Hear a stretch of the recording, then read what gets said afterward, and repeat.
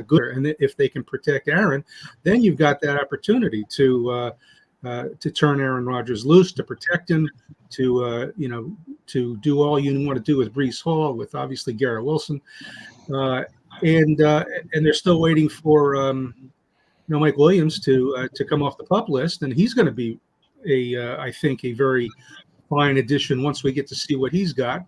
But I think he's still a few days away, certainly from doing that. But right now, the vibe in the offense is very good, and everything about Aaron Rodgers points to, you're right. We don't know until we see him in action, and we may not see him in the preseason in action at all. And if we do, it might be for like one or two series against the Giants in the finale. But we're going to probably see him for the first time at San Francisco on opening night. But everybody says, including Aaron, including Robert Saleh, including all the players, he's doing well. Aaron says he's not quite finished with his complete rehab process, but it's getting there. Robert Saleh says he sees no difference. He sees no issues when he watches Aaron. So, I mean, everything seems to be, all systems go. And that's a very good thing because the defense, as we know, is the top 5 unit in the NFL. So let's talk a little bit about there was some kind of exchange between Aaron Rodgers and Wilson, your wide receiver, and there also was a episode where the defense, I guess, ran an offensive lineman back in Aaron Rodgers, and he ended up on the ground. They stepped on his foot. Something happened where that happened. Aaron Rodgers wasn't happy. He was kind of, yelling at the players a little bit or talking firmly, loudly. And I think that's might have been when Wilson and him kind of went at it a little bit. They say it doesn't mean anything. I'm listening to Aaron Rodgers after that and Wilson after that. It happens on the training camp. But it is magnified because he's Aaron Rodgers and he's in New York. And, I mean, we really don't know what was said. But, I mean, this is, I guess, part of the growing process with the Jets and Aaron Rodgers and their players. Yeah, I think it's a natural development in training camp, although it is interesting that Garrett Wilson, is having some, maybe seemed like they were heated discussions with Aaron Rodgers, but both of them said, hey, it's no big deal. I mean, we're going over stuff. We're passionate players. And so, I mean, I'll take them at their word. I mean, Garrett Wilson is not a problem guy by any means. I mean, he's a team player, and he's put together 2 very fine first 2 seasons with the Jets. I think the thing is everybody is, they're on edge now because they know that they've got this offense that can produce some great things. I mean, Rodgers to Wilson, I mean, that could be. I mean, I don't want to get people's hopes up too high, but Garrett Wilson could eclipse Brandon Marshall's 2015 season, which is the best receiver season in Jets history, if all things fall correctly. So, there is that element. Yes, so Aaron did get his foot stepped on. He wasn't happy about it. But I think, as you say, everything's magnified. I mean, the fact that he missed those last 2 practices of the veteran mandatory minicamp was under the spotlight. I mean, I don't think there's been any fallout from that. There certainly didn't seem to be. And so it's like, well, I mean, that's just life in the Big Apple. I mean, under the glare of the Monday night spotlights or whatever. So I think that it's good to see. I mean, that they're passionate, and as long as there's no rifts or anything on the team, I think we're just seeing a very good team. Hopefully, get out the bugs and the kinks and get ready for what they hope to be that season that they hope to have last year. So there has been a little, I guess you could say there was a little bit of distraction with your new outside linebacker, Jason Reddick, coming over, wanting an extension. The Philly sports guy, let's welcome him in here. He's, of course, a big booster to the Philadelphia Eagles and all Philadelphia sports. He comes from Philadelphia. It looked like Philadelphia might have had a heads up of there was going to be a problem with this guy and kind of sent him to you. And there were, from what I've read, Randy, there have been contract talks. The Jets trying to sweeten the pot a little bit. But as of now, Hassan Reddick does not want to hear about these things. You already have a good defense. This could add a little bit more element to your pass rush. The Jets already do have a good defense. What do you think is going to happen here? Do the Jets cave in and maybe give them the extension or give them a couple years, or do they stand their ground and say, "Listen, this is the deal. You got a contract. Play or don't play. It's up to you." Well, I think Joe Douglas has shown that he's going to play ball with people to a certain degree. If Hassan Reddick wants to play, I mean, he's going to have to come in, I think.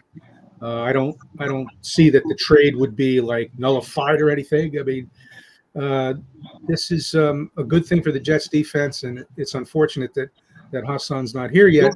But I think he will get there, and he will make that defense better.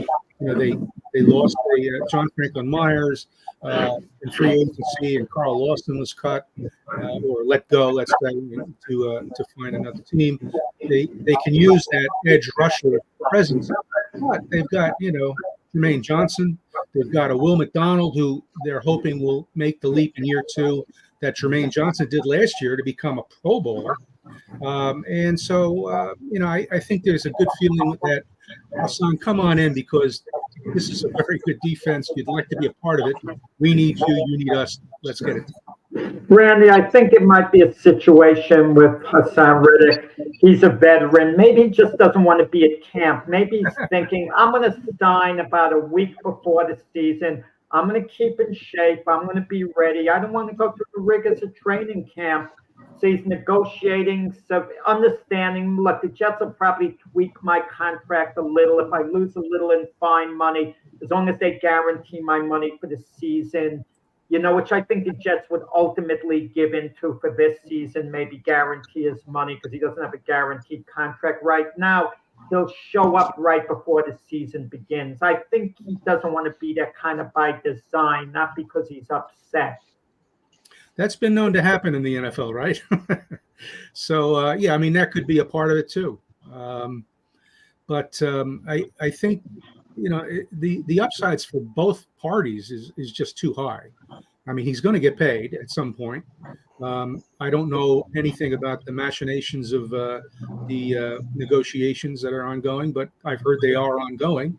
And so we'll see how it shakes out. But, Hassan does need to get in soon because, I mean, you can work out on your own all you want, but I think NFL players have also discovered over the years that only goes so far. You need to get in with your teammates. You need to coordinate. You need to learn to, get all the intricacies of your new system. And so, I see it happening soon, but I have no inside information for you on that. So we'll just have to all wait and see. Well, I mean, listen, they're running it back this year because of the injury, Randy. What happens if it doesn't work out? What happens if the offense, Aaron Rodgers gets too much pressure? The offensive line doesn't do its job. Maybe Aaron Rodgers isn't what he was a few years ago. We don't know. He hasn't played in over a year.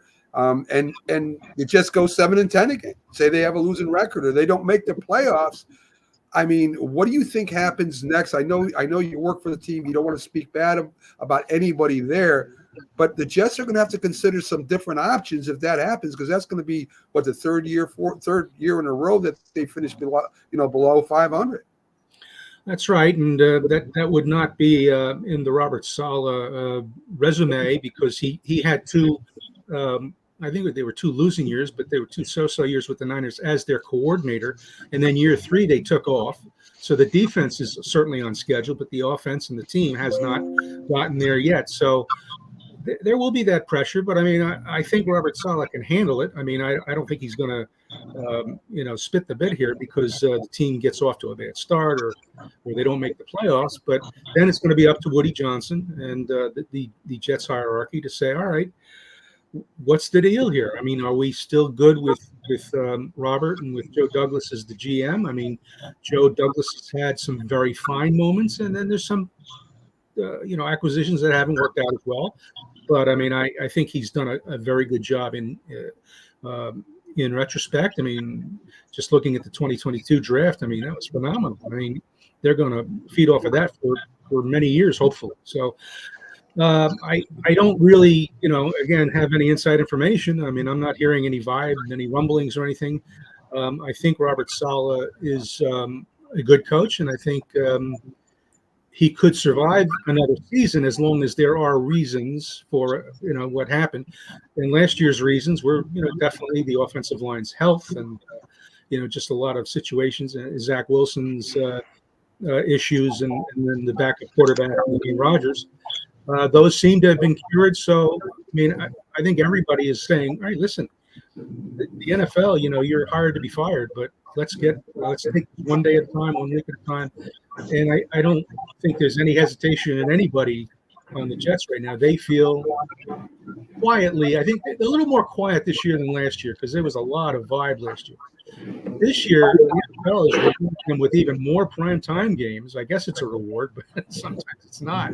But they have even more primetime games this year. But I think the Jets, Saleh, his coaching staff, the players have taken just a little down a notch or two. And I think that's a good thing as they approach the season, because there are still great things expected from them and by them.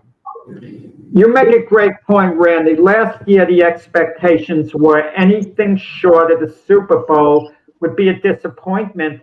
I think the expectations aren't as high with the Jet fan base. I think if the team makes the playoffs for the first time in ages and even gets eliminated in the first game, goes in as a wild card, Jet Nation won't be happy, but it's going to be considered at least minimally acceptable this season. They won't look at it as a failure if the Jets get to the playoffs. Last year, that wouldn't have been the case. Yeah, that's right. And really, they do need to, make the playoffs. I mean, nobody's issuing any ultimatums, at least not, publicly. But I think everybody knows this is the year they need to end that drought. And, hey, it's a tough but fair schedule. I think the Jets can make some hay in the early part of the schedule after they get past the tough San Francisco opener. They got a chance, they got at Tennessee, then they got New England. They get a chance to finally beat up on New England at home, maybe, because they did at least give Bill Belichick a going away present last year in Foxborough. So there's a lot of good things there. The schedule looks pretty good until you get towards the second half of the season. I should say, though, that it's a very strange schedule because the Jets do not have the same number of days between any two games for like the first 12 weeks of the season.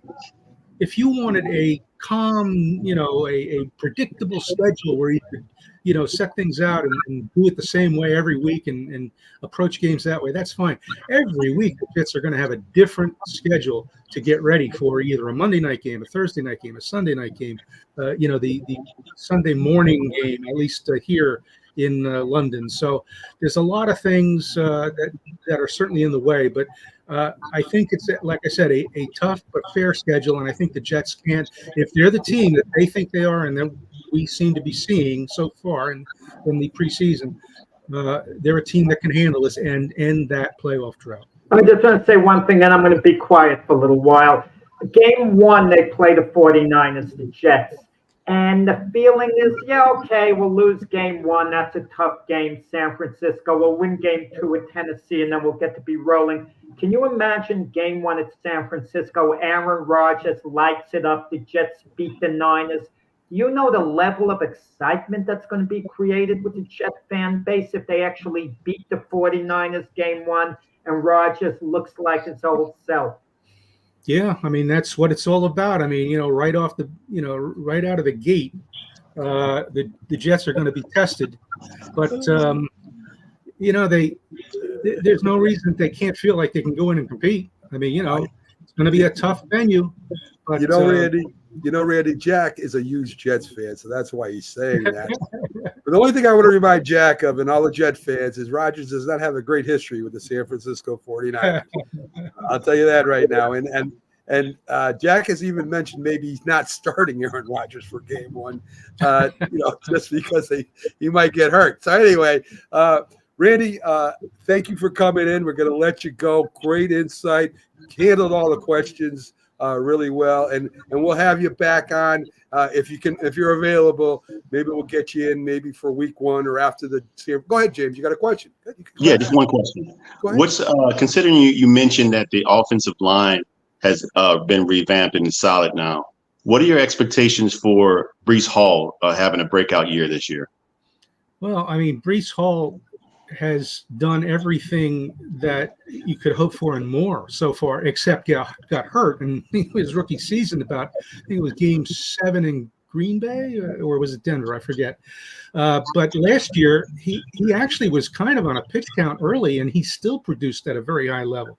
The kid he's not cocky, but he's really confident, as you probably know if you see any of his tweets or his Facebook stuff or his TikTok or Instagram. I mean, the kid, he's a social media guy, and he's very confident.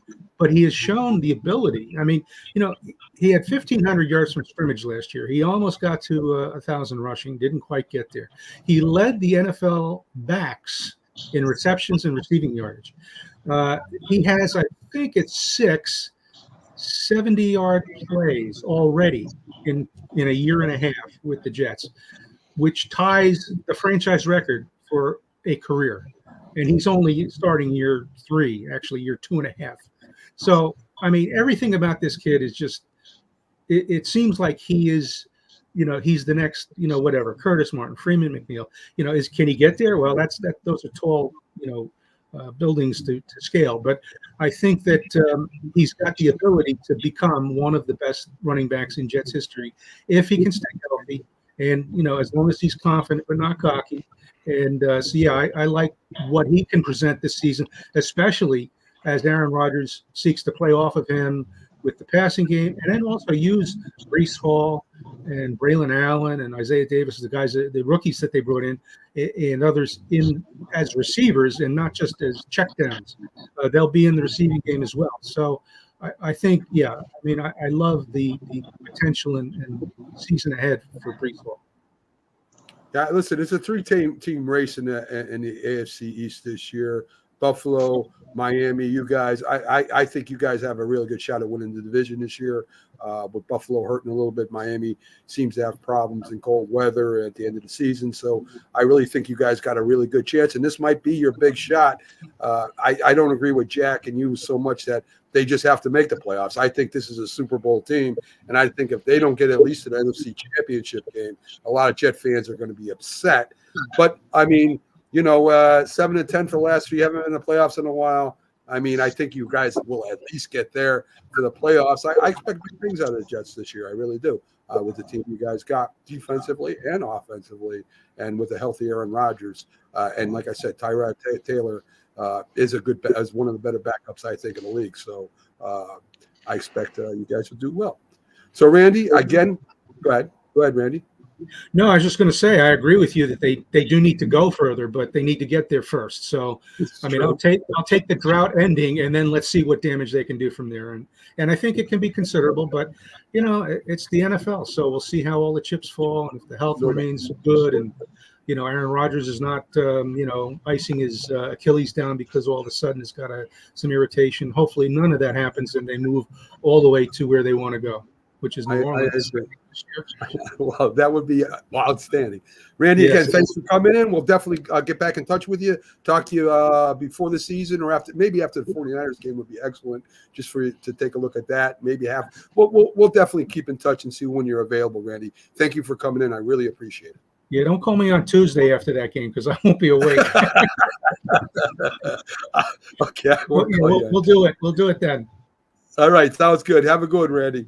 Thank you, guys. Appreciate it.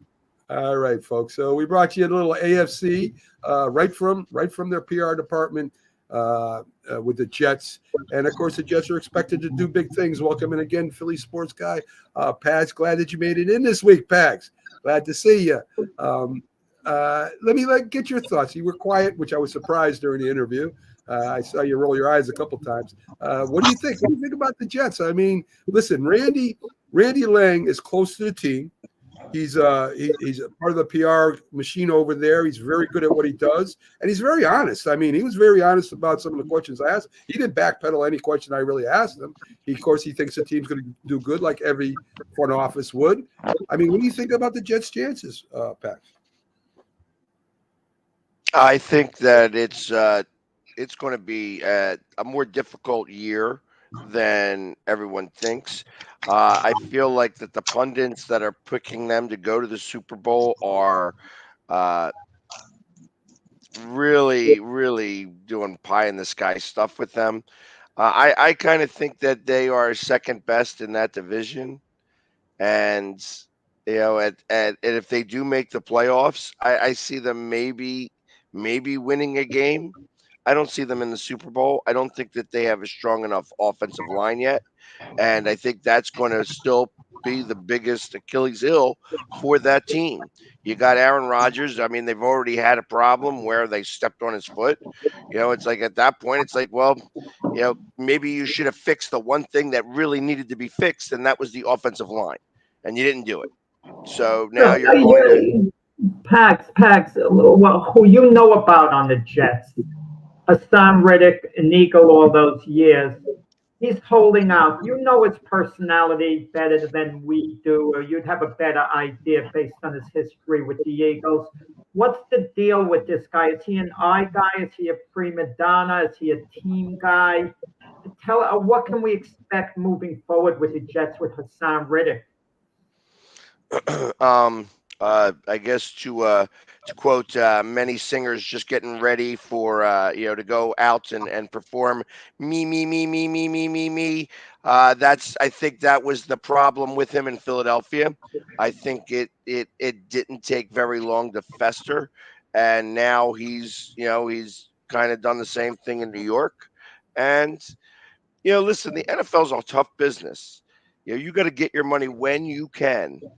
And that's, I think, what he's doing. And he's a numbers guy. He wants to get his sacks. He wants to be able to go after the quarterback. And the Eagles system was no longer pushing that. So, and he started crying about it. Next thing you know, they traded him for a pack of peanuts, literally.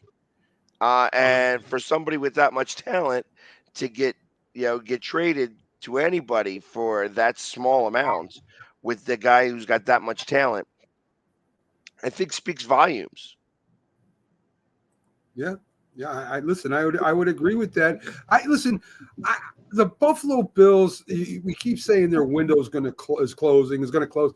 I'm done saying that now. I'm all done saying that. I mean, as long as they got Josh Allen there and they can put together a decent core wide receiver around him, his offensive line plays okay. Even if he doesn't, he'll run and make plays. I don't think that window ever closes as long as Josh Allen is healthy there. Like I said, I'm tired of saying that. He's just that good of a quarterback and that good of a playmaker that he's always going to be there. And Miami, who has all the talent, signing all the great players, comes wintertime, and we'll see what happens again. They're not built for the winter. They're built for a fast surface. They're built for warm weather. So Pags, I think the Jets have good a shot as any one of those teams. I don't know if any one of those teams would make the championship. I'm not sure about that, but I think they got good as chances as Buffalo and Miami, right? No, I think that the offensive line is better in Miami. I think that the Jets are going to need to be absolutely carried by their defense. I think that Aaron Rodgers is going to be able to put more points on the board than the quarterbacks last year. But I think that the offensive line is still, like I said, the Achilles heel. And if he gets hurt, which is likely because he's 38, 39 years old, and he's got an offensive line that is Swiss cheese at best. And I think that that's going to come into play. And I think until they can resolve that issue, they are still behind. I think they're behind Miami. I don't know that they're behind Buffalo. I think Buffalo's biggest problem is their defense. You got a defensive coach there. You have Josh Allen who can put some points on the board. Putting points on the board has never been really their issue, but their defense has been lackluster at best. And I think that that's the problem. I think until you can stop somebody, you're supposed to be this big defensive guru. Well, until you can stop somebody, you're not going to go anywhere. And, so I think you have two different problems. Buffalo is defense. I think you have the offensive line for the Jets. And I think out of all three of those teams, Miami is just better in those departments. I'm just saying, Pags. I don't think they're built for the cold weather. They'll have to get out to a big lead. I don't think they can make it in cold weather. They better get a home game. They better get home games because I don't think they're good in cold weather at all. So we're going to take a quick look at the NFC North division. Listen, I think this division is going to be maybe the best in the NFC this year. I think with the Lions, how good they were last year, I don't think they're going to lose anything. Now you got the Packers who made a big thing. The Vikings have signed who they need to sign, and the Bears have a lot of weapons. It's just the rookie quarterback. So let's start with Pags. Pags, what are your thoughts on the NFC North? Who's going to finish where? Why? I mean, it's really early, so I mean we'll probably be revisiting this again. But after seeing what happened in the off season with free agents and the draft and any news that you've seen. Who do you think is going to place where and why? I got Detroit, Green Bay, Chicago, and Minnesota in that order. I think Minnesota stinks out loud. I think their quarterback is not going to be able to perform very well because he's going to be put with too much in too little time. I think Chicago, same type of situation. I think Caleb Williams is not going to be as advertised. He's going to, they're going to get a couple of wins, but they're still going to be at the bottom of the barrel.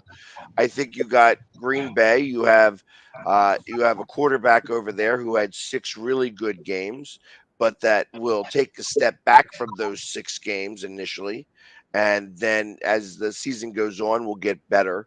And I think that they have enough talent that they should be able to make the playoffs. And then you have Detroit, which I believe is going to wind up at least in the NFC Championship game. All right. Okay. That's fair. Jack, do you agree with that? I'm not making my final picks yet, but I partially agree with it. Detroit should be in the mix, but are they going to take a little step back? 10-7 might be good enough to win that division.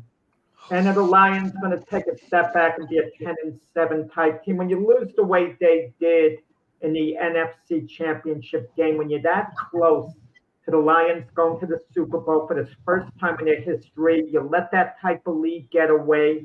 I think that stays with you to a degree, no matter what you say. I mean, just to get back to the position that they were at. And Green Bay, how much of a rising team are they? I mean, they nearly beat the 49ers in the playoffs this after beating the Cowboys. If the Packers are a team on an upswing, there's a good chance that they're going to win the division. I think Minnesota is going to be better than people think, but how much better? Are they going to be like 8-9, something like that? I don't think they're going to be one of the weaker teams in the NFL. I mean, they did get Aaron Jones from the Packers as their running back. They drafted Dallas Turner. They had a good draft overall. They had a tragedy, obviously, with the accident with one of their selections. And they have a good coach in Kevin O'Connell there. And the Bears, I still think they're work in progress.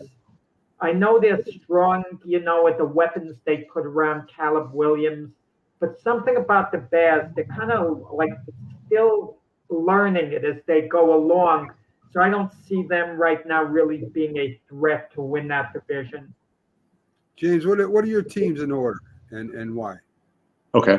So I have Detroit finishing again at number 1. I have Green Bay second, Chicago third, and Minnesota last. Look, Detroit is still loaded on offense, and the whole team on both sides is relatively young. So I don't see why they can't, for the next few years, dominate that division. I like Green Bay. I like Jordan Love, and I like the coach, and I think they have really good things there. I mean, considering they really didn't have any big names on offense, they just picked up Josh Jacobs, and so that should ramp up their offense a little bit more with the run game. but I just still don't think nobody's going to take Detroit. I mean, they're great on both sides. I mean, Aiden Hutchinson, they just drafted another guy to play on side of him.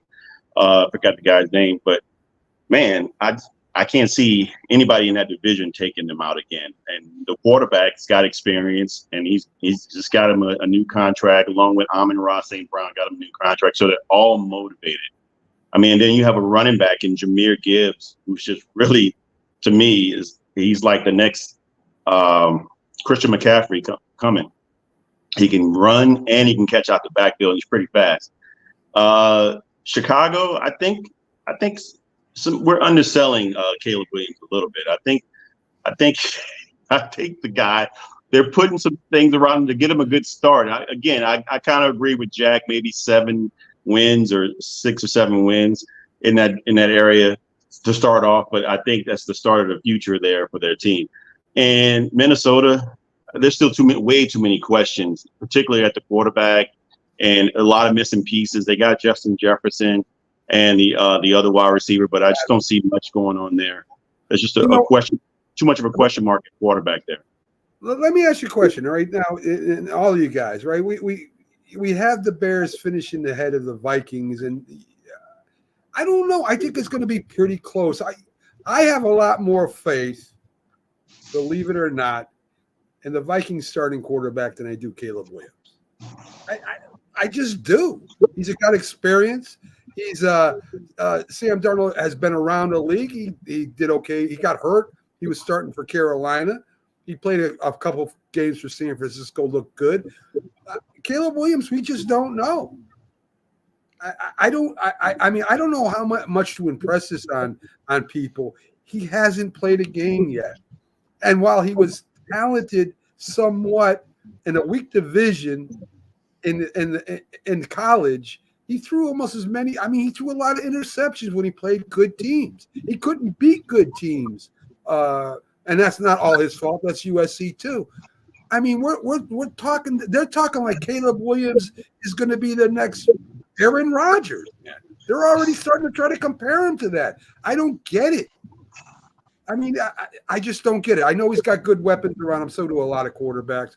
That doesn't mean he's going to be a great quarterback. I mean, we'll see.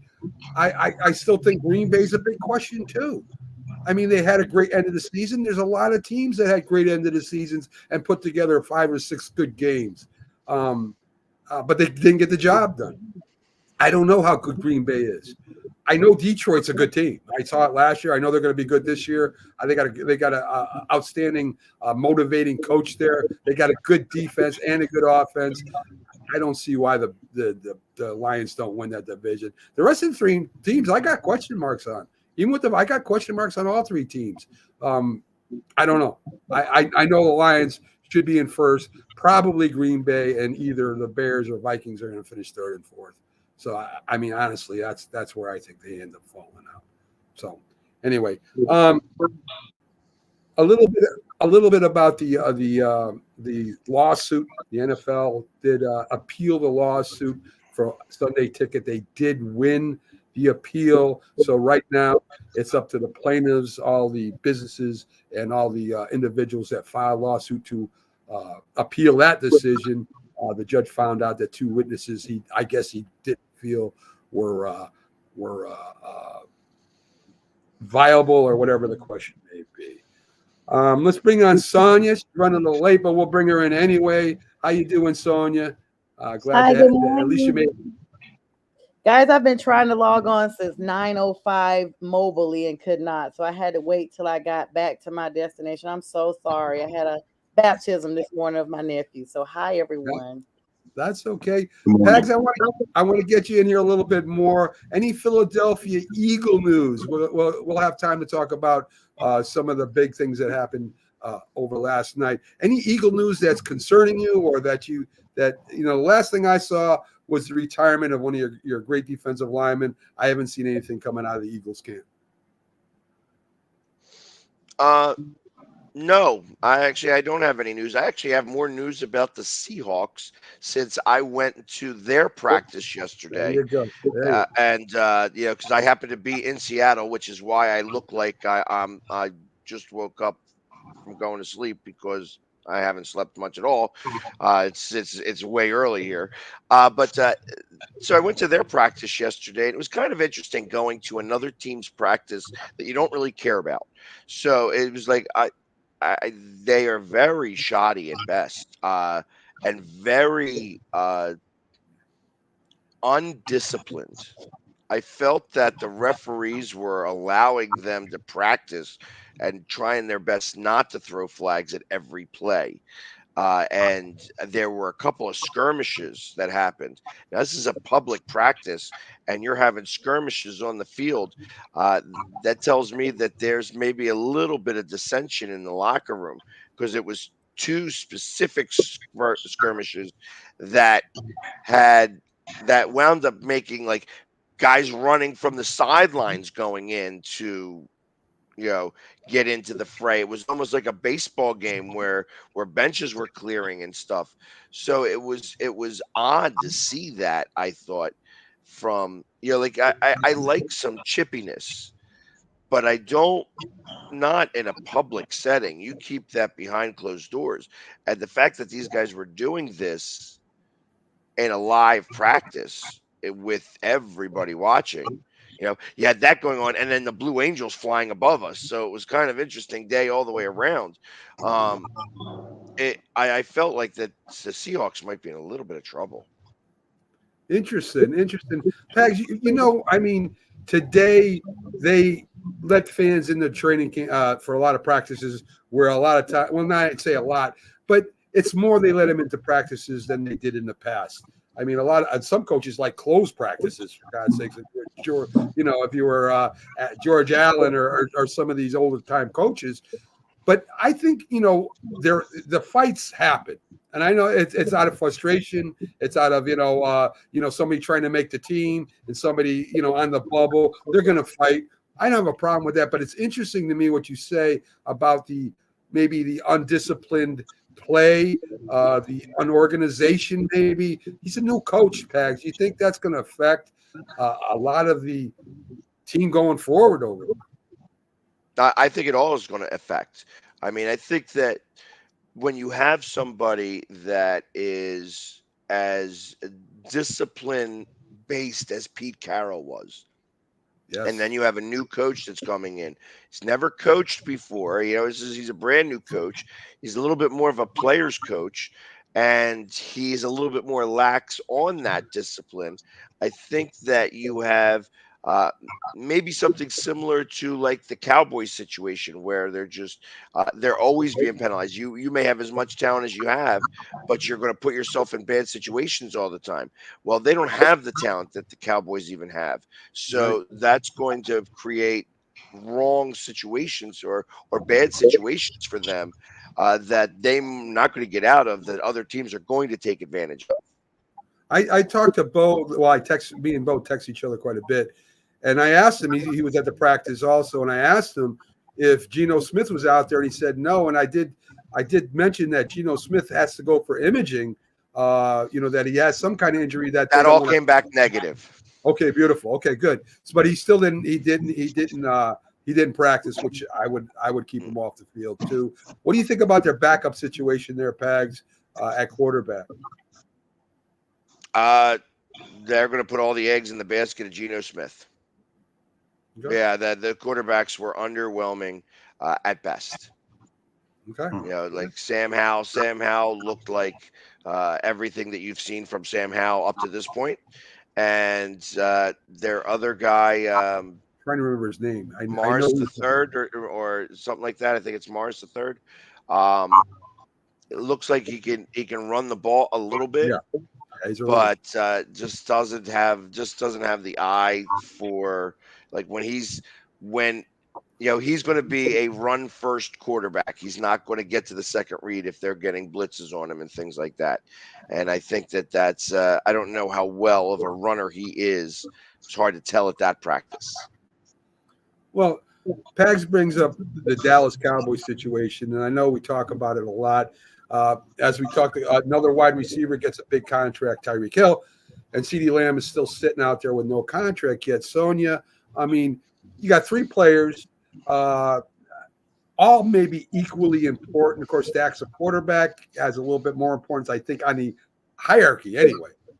But CeeDee Lamb is a big part of their offense, and he's not going to get fined. I mean, he's a rookie under a rookie contract. They can do what they want.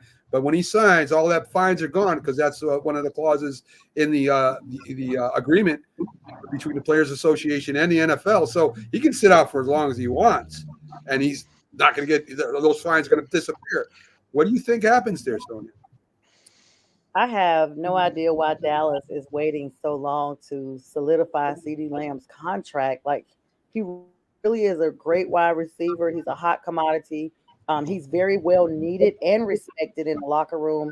And Dak really needs him. I mean, I know that they even spent money to bring Ezekiel Elliott back. I don't know what that's about because I've heard his better days are behind him. They should have been using that money that they used to go and bring Ezekiel Elliott back to add to whatever they were giving to CeeDee Lamb. I wouldn't be surprised. I know we're kind of eking towards the ninth hour here, the nth hour. If they're not careful, they may possibly lose CeeDee Lamb. I do not have that completely off the table. I know that may be shocking, but my thing is he is holding out. I like that the Players Association do have that clause in there that, hey, if you're not signed, you do what you want to do. You don't have to come because, I mean, why hold him to that if they haven't even ascertained the appropriateness of, giving him this contract that he so desperately has deserved? His numbers look good. He's been very well, a great player on and off the field. We haven't heard a lot of drama that we have around some of these other players, especially like Tyreek Hill has now gotten his money and he's been surrounded by drama off and on for quite a while now. I really, hope that CeeDee Lamb gets a team that can actually appreciate him. I'm not, like I said, I won't be shocked if Dallas just continues to drag their feet. Jerry Jones went on the record a couple of days ago and was quoted talking about Dak Prescott and just basically saying he's here this year, whatever that's supposed to mean. So the writing's not on the wall as of yet with Lamb. Let me ask you all a question. Jerry Jones said there's a lot of owners. Well, there's some owners that don't care about winning, but of course he's talking about the other owners. I don't understand why Jerry Jones doesn't sign the players that are available. I mean, he didn't bring in any free agents. The draft players are minimum contracts for whatever they can get there. I mean, it's not big numbers. Does Jerry Jones care about winning anymore? Is he trying to sabotage his own team to get rid of Mike McCarthy? I don't understand. Oh, yeah, Mac. He definitely wants his team to lose so he could fire Mike McCarthy. You nailed it, Mac. Very good. What other reason? Give me another reason. So this gives him a reason to fire Mike McCarthy because he wouldn't be allowed to fire Mike McCarthy otherwise because he's only the owner. Then give me a reason why he's not doing what he should be doing. He doesn't have any money. He's got his big three. He's got to deal with Prescott, CeeDee Lamb, and Micah Parsons. He's got to deal with those signings. If you bring in other guys, you won't have the money to give them. Apparently, he really wants to sign those three. He doesn't want to make Dak Prescott the highest paid quarterback in football history because Dak doesn't deserve it. I mean, he's a very good quarterback who would be gobbled up by a team So Dak doesn't deserve it, but Jordan Love does. Trevor Lawrence does. What are you talking about, Jack? That's what the market is, man. And I think Paz was doing tongue cheek when he says he has no money. He has the most money. His team is worth more than any other football team in the world. I don't mean it like that. He ain't got no money on the cap. They can't do the signings because they don't have the cap space. You can restructure contracts. They do it all the time. Teams that don't have money.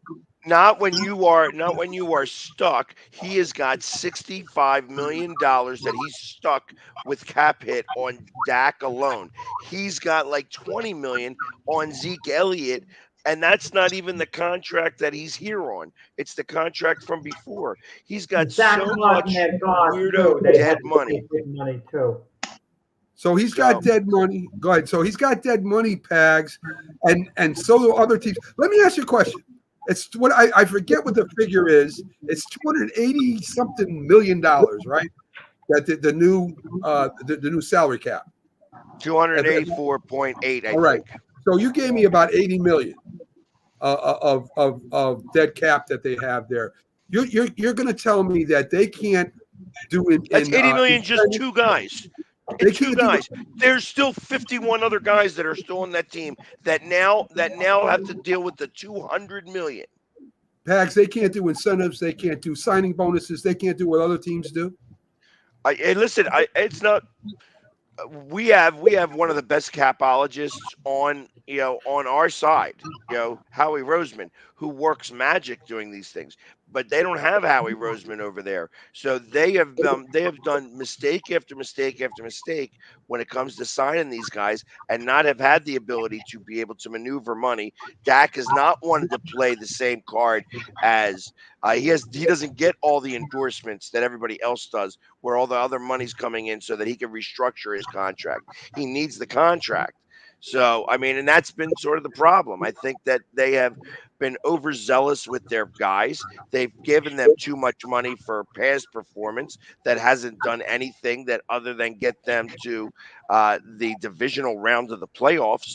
And I think that it's been a recurring theme with them for the last 20 some years. That's a great point. No, Mac, everyone, it's about being all in on a quarterback. You mentioned Jordan Love, Mac. The Packers are all in on him for the future, 100% committed. The Jacksonville Jaguars are all in on Trevor Lawrence, 100%. Cowboys aren't quite that way with Dak Prescott. The jury's still out to a tiny extent whether they want him to be their quarterback 4 or 5 years from now. They're not sure. They're not quite ready to make that gigantic commitment. I can't say I blame them. Dak Prescott is good, but his upside, maybe we've seen it already. I think you should just pay CeeDee Lamb right now and let the other two guys ride the season out. Yep. I mean, I guess. I like Micah Parsons, James, more than CeeDee Lamb. I think that's the biggest signing, but that's just my opinion. Pags, I want the Cowboys to sign everybody, all three players for 5 years, $500 million, and just destroy the Cowboys. That's what I want. Hey, I'm right there with you. Actually, I think Micah Parsons becomes an Eagle next year. I know you do. Where else would he go back? I mean, he would be. We're hearing Pags. Wait. He has ties to Philadelphia. Go ahead, Jeff. Wait. I got a beef with Pags. We're hearing that Pags is gloating that the Eagles got rid of Hassan Reddick. The Jets have him. We have him as a problem. Well, you got Bryce Huff and Vince Fangio, your defensive coordinator's exasperated because he's struggling to fit in within the Eagles scheme. Who? Bryce You just Huff. said Bryce Huff. Well, listen, they're always going to. Fangio is a tough guy to work for, from what I understand. So, and they're going to rotate players in and out of there. So I think that this is probably some tough love from Fangio kind of thing. Hey, listen, he wants guys to be able to play out there, and if you ain't playing well enough, you ain't going to be on the field. End of story. And I think they've been too lax in others departments. The defense did not play very well last year. So you need that to turn around if you want to make a serious run. I got the Eagles going to the NFC Championship game, and they're going to have to go up to Detroit. And I can't see, I think right now, I think that if you asked me honestly, I feel like in an NFC Championship game against Detroit, they lose. But that obviously, when you get there, the whole thing's going to change because who knows how it's going to all turn out. So the defense is going to play a major part. It's not going to be all on the offense. The offense has the weapons, but the defense has got to stop the other team. And if they can't do it, we're going to have a very similar season to last year. Listen, I love the signing of Vic Fangio. I love that signing by the Eagles. I'm not sure about your offensive coordinator more. I don't know about him. I know he's had problems with Dallas and in San Diego. I mean, the LA Chargers. He's not there anymore. I don't know. But I do like Vic Fangio. And if something does happen to Sirianni, he could step up and be a head coach. He's been a head coach before. He's a good head coach, too. So, you know, I mean, I think that was a hell of a move by the Eagles, to be honest with you. So, anyway. So if there's nothing else, we've got like 4 minutes left. I got to keep it on 2 hours, guys, so I can bring it and put it on Roku. So any quick announcements you want to make them now, and then we're out of here. So anything you got to say? Yeah, I have something to say, but it has nothing to do with football. Well, we don't want to talk about the Phillies losing, so we're not going to talk about the Philadelphia Phillies. And I ain't got nothing to say. You know, I do could ask Pat baseball, and the Phillies going to bid on Juan Soto when he's a free agent. I think the Philly fans want to worry about getting to the playoffs and winning the World Series. I don't think they give a damn about Juan Soto right now. I think they want to get this boat straightened out and get back on the winning side again. We mentioned Crawford won. We mentioned a split decision. We mentioned Judge. It was unanimous. Yeah, split between 3 people. Anyway, Jack is like, what are you talking about? 3 different decisions for unanimous. How's that? Anyway, I think that's it, folks. Thanks for joining us on the Big Football Show. Mac and Jack is on tomorrow at 8 a.m., followed by Jack and Frank Latirzo on Glove Fist at 7 p.m., followed by Start Spreading the News at 9 p.m. Coast to Coast is on every day during the week from 12 p.m. to 2 p.m.